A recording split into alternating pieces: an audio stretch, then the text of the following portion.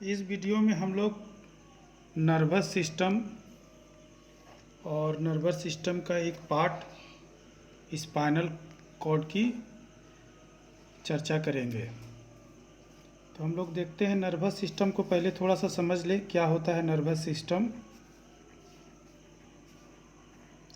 Nervous system जिसको तंत्रिका तंत्र भी कहा जाता है। नर्वस सिस्टम मनुष्य क्या या किसी भी जीव के लिए जितनी भी क्रिया होती है सभी क्रिया का उत्तरदायी कौन है? Nervous system. मतलब इस तंत्रिका तंत्र के द्वारा ही व्यक्ति किसी सूचना को ग्रहण करता है और उस सूचना को ग्रहण करने के बाद कौन सी क्रिया करनी है ये किसके द्वारा संपन्न होता है? तो नर्वस सिस्टम के द्वारा। तो हम लोग सबसे पहले यह देखेंगे कि नर्वस सिस्टम को अगर ठीक ढंग से समझना है तो नर्वस सिस्टम को हम लोग सुविधा अनुसार दो पार्टों में बांटकर अध्ययन करते हैं, जिसमें से एक है आपका सेंट्रल नर्वस सिस्टम और दूसरा है आपका पेरीफेरल नर्वस सिस्टम। इसको सीएनएस भी कहा जाता है और इसको पीएनएस भी हम लोग कहते हैं। सेंट्रल नर्वस सिस्टम का जो मुख्य दो पार्ट है उसमें से है आपका स्पाइनल कॉर्ड और दूसरा है ब्रेन। स्पाइनल कॉर्ड को हम लोग हिंदी में क्या कहते हैं? सुषुम्ना। और ब्रेन को मस्तिष्क।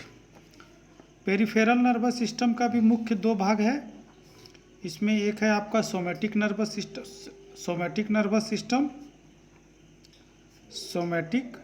सिस्टम और दूसरा है autonomic nervous system.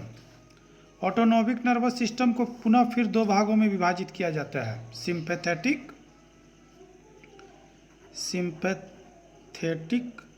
Nervous system और पैरासिम्पैथेटिक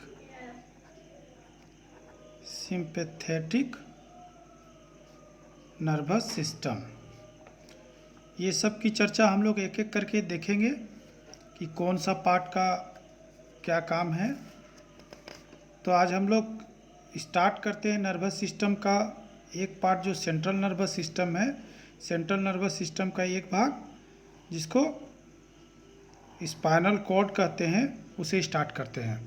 यहाँ स्पाइनल कॉर्ड को प्रारंभ करने से पहले मैं थोड़ी सी जानकारी ये देना चाहूँगा कि सेंट्रल नर्वस सिस्टम में वैसी नर्व्स होती है, मतलब वैसी तंत्रिका होती है, वैसी न्यूरॉन होती है जो कि कहाँ पाई जाती है? सेंट्रल भाग में। सेंट्रल कहने का मतलब ब्रेन में और स्पाइनल कॉर्ड में, मस्तिष्क में और सुषुम्ना में। इसीलिए इसका नाम रखा गया है सेंट्रल नर्वस सिस्टम, जो कि कहाँ अवस्थित है? ब्रेन और स्पाइनल कॉर्ड में। पेरिफेरल नर्वस सिस्टम ब्रेन और स्पाइनल कॉर्ड को छोड़ करके शरीर के समस्त भाग में पाया जाता है। उसको क्या कहते हैं हम लोग? Peripheral nervous system. तो चलिए आज हम लोग देखते हैं स्पाइनल कॉर्ड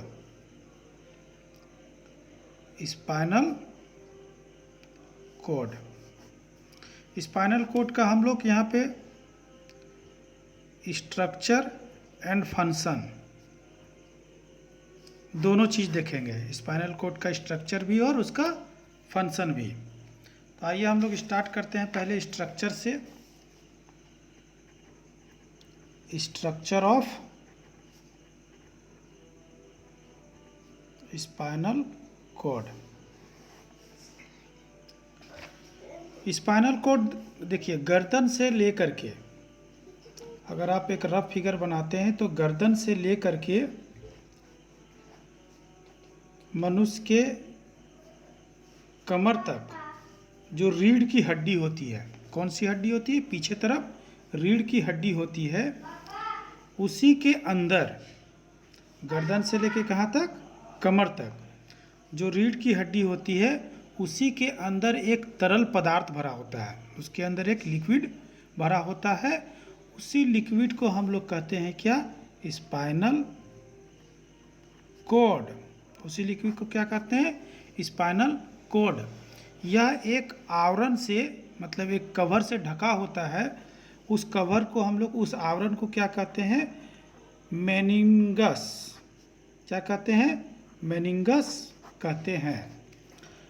इस स्पाइनल कॉर्ड का एक हम रफ फिगर बनाते हैं यहाँ पे।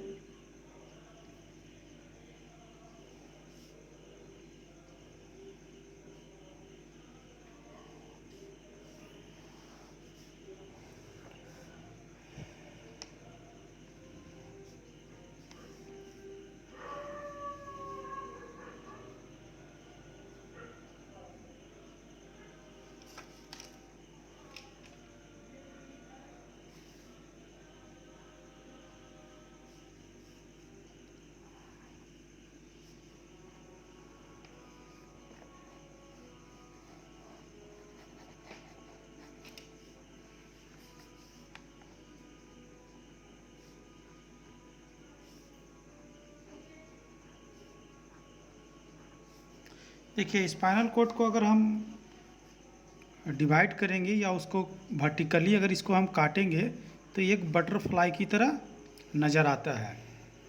इसमें देखिए, ये जो इसके अंदर में जो पार्ट है ये आपका ग्रे कलर का होता है।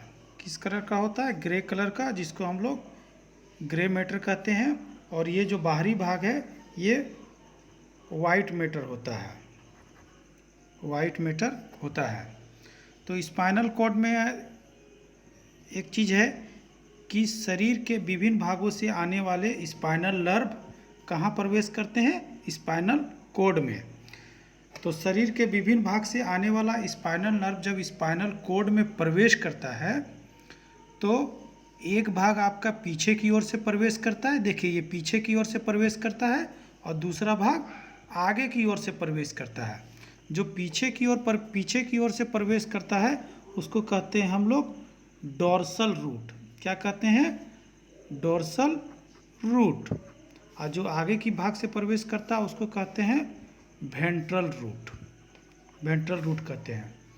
शरीर के विभिन्न भागों से लाए जाने वाला सेंसरी नर्व इम्पल्स। कौन सा nerve impulse? Sensory nerve impulse,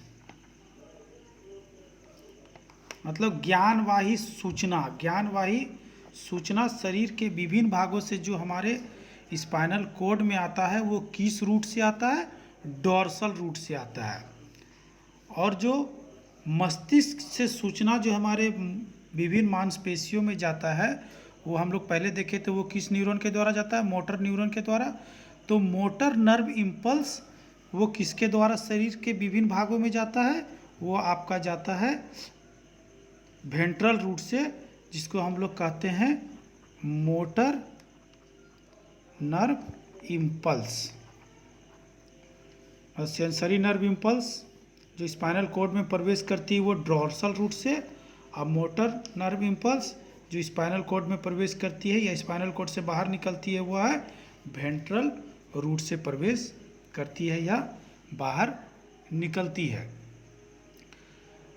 अब एक चीज़ यहाँ पे ये है, एक आपका लेफ्ट में भी आप देख रहे होंगे, ये साइड लेफ्ट पोर्शन से भी आपका स्पाइनल नर्व निकलता है और राइट पोर्शन से भी स्पाइनल नर्व शरीर के बाहर, शरीर के बाहर नहीं, स्पाइनल कॉर्ड के बाहर निकलता है, या तो कहिए कि स्पाइनल कॉर्ड में प्रवेश करता है, राइट से भी और लेफ्ट से भी। तो गर्दन से लेकर के जो कमर तक या कमर के पूंछ तक कहिए जो स्पाइनल नर्व है ये टोटल 31 जोड़े, कितना? 31 जोड़े स्पाइनल नर्व हमारे स्पाइनल कॉर्ड में प्रवेश करता है, गर्दन से लेकर के कहाँ तक? पूंछ तक। ये जो 31 जोड़े नर्व है इसमें से आपका गर्दन के जो क्षेत्र से निकलता है स्पाइनल नर्व वो टोटल होता है 8, जिसको कहते हैं सर्विकल नर्व और छाती से जो स्पाइनल नर्व निकलते हैं वो होता है टोटल कितना जोड़ा, 12 जोड़ा, जिसको कहते हैं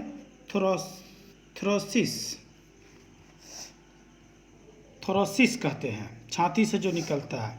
और पेट के क्षेत्र से जो निकलता है वो कितना जोड़ा है, 5 जोड़ा, जिसको ल्यूम्बर कहते हैं। उसके बाद कमर के क्षेत्र से जो निकलता है वो भी है 5 जोड़ा, जिसको सेक्रम कहते हैं। और लास्ट जो है पूंछ के क्षेत्र से 1 जोड़ा निकलता है, जिसको कॉक्सिक्स कहते हैं। क्या कहते हैं, कॉक्सिक्स कहते हैं। तो ये टोटल कितना जोड़ा, 31 जोड़ा स्पाइनल नर्व स्पाइनल कॉर्ड से बाहर निकलता है, या तो शरीर के विभिन्न भागों से स्पाइनल कॉर्ड में प्रवेश करता है। 8 जोड़ा गर्दन के क्षेत्र से, 12 जोड़ा छाती के क्षेत्र से, पेट के क्षेत्र से 5 जोड़ा, कमर के क्षेत्र से 5 जोड़ा और पूंछ के क्षेत्र से 31 जोड़ा। टोटल हो गया 31 जोड़ा स्पाइनल नर्व प्रवेश करता है स्पाइनल कॉर्ड में। अब हम लोग बात करते हैं इसके क्या कार्य है। तो स्पाइनल कॉर्ड आप जो देख रहे होंगे यहाँ पे इस फिगर में कि ये मस्तिष्क के नीचे और मतलब गर्दन के क्षेत्र तक है और ब्रेन से ठीक नीचे है।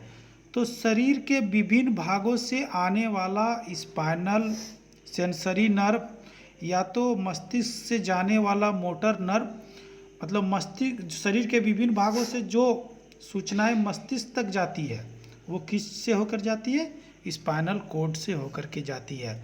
मतलब स्पाइनल कॉर्ड सूचनाओं को मस्तिष्क के विभिन्न केंद्रों में भेजता है या उसके उच्च केंद्रों में भेजता है। इसी प्रकार जो मोटर न्यूरॉन के माध्यम से मोटर नर्व्स है वो आपके मस्तिष्क से आने वाली सूचना जो हमारी मांसपेशियों में जाता है वह स्पाइनल कॉर्ड के माध्यम से होते हुए शरीर के विभिन्न भागों में जाता है। मतलब एक तरह से ये एक पाथ है या रास्ता है।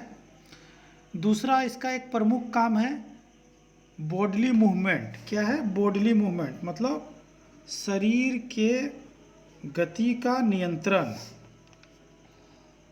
बॉडली मूवमेंट को भी कंट्रोल करता है चेहरा और गर्दन को छोड़ करके, चेहरा और गर्दन की गति को छोड़ के शरीर के अन्य भागों की जो गति का मूवमेंट है उसको कहीं ना कहीं स्पाइनल कॉर्ड बहुत हद तक कंट्रोल करता है या नियंत्रण करता है।